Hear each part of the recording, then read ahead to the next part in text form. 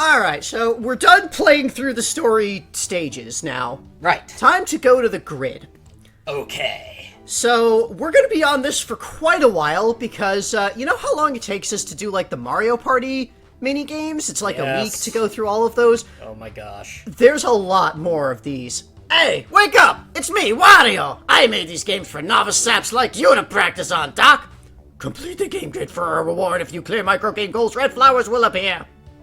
Okay.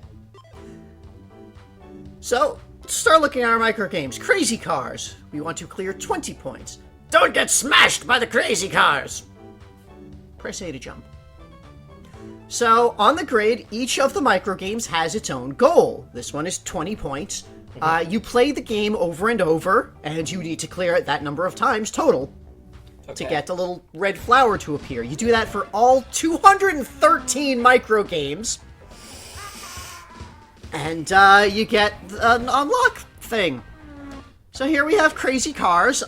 This is one that was originally in Sound Bomber in Polygon Studio. So for each of the games, it's got the difficulty level 1, 2, and 3. On difficulty level 1, this is just a very simple, the car goes through. You jump it. On level 2, there is a chance that it will try to trick you by stopping. Sometimes that happens. If that happens, you just do nothing. There's just a tiny car. Also sometimes, and I think we saw this when we were playing through the story mode just straight, the car will just come up and then turn around and drive back. So, I'm pretty sure those both only happen on level 3. Level 3 also has the possibility, it can stop to try to trick you. It can also jump to try to trick you like that, where you need to not jump yourself and just do nothing. For level 2 and 3, there is also still the chance that it will just drive straight through. So, on the grid, as you're playing through the games, you get the level 1 version, then the level 2 version, then the level 3 version, then it speeds up and loops back to level 1. Repeat until you've lost 4 times. And again, the goal is to... The point total that was shown in the description there, which was for this 20, we just hit that. And I just barely made it. Crazy Cars is actually really tough. Like, I disagree with it being in the intro game section. It's hard. But yeah, we get the little red flower to show that we've beaten the score there. We just need to do that for every one of them. Dodgeballs. Dodgeballs! This one we need 15. You'd better not let your tiny car get crushed by the huge boulders! Well... D-pad to move. Huge boulders the size of... soccer balls. Huge soccer balls the size of boulders. So on level 1, there are 2 soccer balls. On level 2, there are 3 soccer balls. You drive around to try to avoid them. And on level 3, there's 4 of them. I actually found level 3 to be easier than level 2. Partially because I played level 3 so many times trying to get 75 points on the final Wario stage. Yeah. And on the final Wario stage, all of the intro games are included kind of scattered throughout all of the other stages. Right. And as they are included in later stages, they start out on higher difficulty levels than the other games from that stage. Right. So in Wario's Anything Goes set, all of the intro games in there are always at level 3. So I played the level 3 version of this so many times, just trying to get through that I really got down how the 4-ball movement interacts, that the 3-ball movement really threw me off a lot.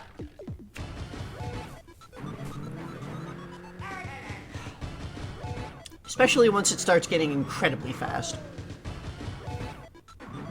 It's like, at this point, once it gets past, like, 9, then it's going faster than it will ever have gone in the, like, the normal... The main game, yeah. Main game, yeah, I think. And your tiny car only goes so fast. Yeah. Oh, jeez. Like, the entire game speeds up, so, you know, the car moves faster because the game moves faster, but that just means it's harder to control. What we got next? Wario Whirled! Oh, I get it. Stop my spinning face in the right place, will ya?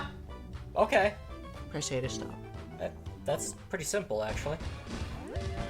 Stop me! Press A and you stop the thing. This was another one that was originally in Sound Bomber.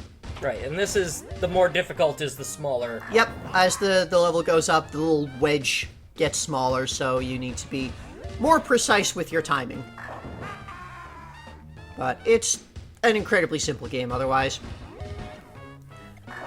So, Wario Whirled is actually a GameCube game that comes out later in 2003. We're going to be playing that before too long. That's the joke on the name here. Oh, the world, not the world. Yes, Wario Whirled, as in a planet, world, place. Which, does Wario still own his own planet? As far as we know, it hasn't exploded on screen or anything. And hasn't been terrorized by Toad. Yeah, Toad never went to the planet. He just attacked Wario's forces in the Mushroom World. Yeah, the Wario's woods. So, yeah, Wario's planet is perfectly fine, as far as we know, again. That's presumably where he was planning to go with his rocket ship and the stolen loot at the end of the story here, before ran into Krygor, who was just kind of floating by there. Yeah. There's a lot of weird stuff in this game. Yeah. I don't know, Wario seems to have a pretty nice life going on here in Diamond City. Yeah, so where is Diamond City? Like, at first glance, it's like, oh, this is like a modern-ish city, so this is probably somewhere on Earth, but you look at it a bit more closely, and, like, there's talking animal people, there's ancient Japanese castle in the middle of the city,